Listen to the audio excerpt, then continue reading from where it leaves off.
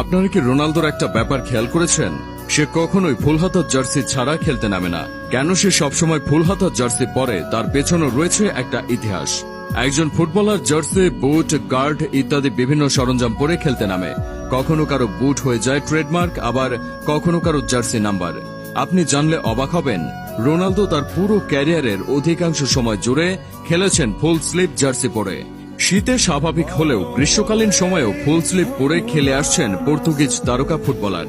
এর পেছনের কারণ অনুসন্ধানে কিছু চাঞ্চল্যকর তথ্য সামনে এনেছে ব্রিটেনের জনপ্রিয় দৈনিক দ্য সান।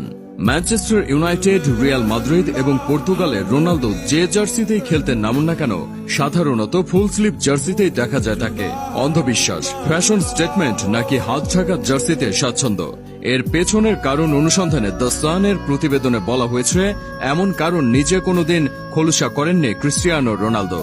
তবে তাদের দাবি, ব্র্যান্ড ক্রিস্টিয়ানো রোনালদোর সঙ্গে ওতপ্রোতভাবে জড়িয়ে থাকায় হাত ঢাকা জার্সি পরার প্রধান পয়েন্ট। কারণ হিসেবে এক দশক আগের ঘটনাকে তুলে ধরেছে ব্রিটিশ গণমাধ্যমটির প্রতিবেদন অনুযায়ী, ক্রিস্টিয়ানো রোনালদো যখন ক্যারিয়ার শুরু করেছিলেন তখন হাফ হাতা জার্সিতেই খেলতেন পর্তুগিজ তারকা।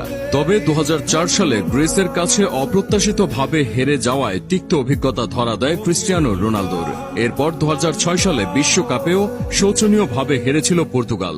তারপর থেকে রোনালদো নিজের ব্র্যান্ডকে সাফল্যের শীর্ষে তুলতে ঠিক করে নেন হাত ঢাকা ফুল স্লিভ জার্সিতেই খেলবেন। তারপর গড়েন ইতিহাস।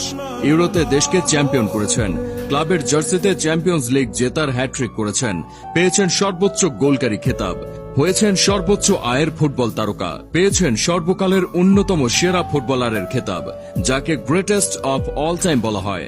এছাড়াও আরও কয়েকটি কারণ সামনে আনা হয়। প্রথমত উল্লেখ করা হয়, ফাউলের শিকার হওয়ার পর যেন হাত ছিলে না যায়। স্বাভাবিকভাবে গোলমুখী থাকা রোনালদো ফাউলের শিকার হওয়া অন্যতম প্লেয়ার। ফাউলের শিকার হলে যেন হাতের কোনো ইনজুরিতে আক্রান্ত না হন, তার জন্যই ফুল স্লিভ জার্সি পরে আসতেন ক্রিস্টিয়ানো রোনালদো। দ্বিতীয়ত, গরমের সময় প্রচন্ড তাপ ও দাহ থেকে স্কিনকে রক্ষা করতেই এমন কার্যকলাপ চালিয়ে গিয়েছিলেন CR7।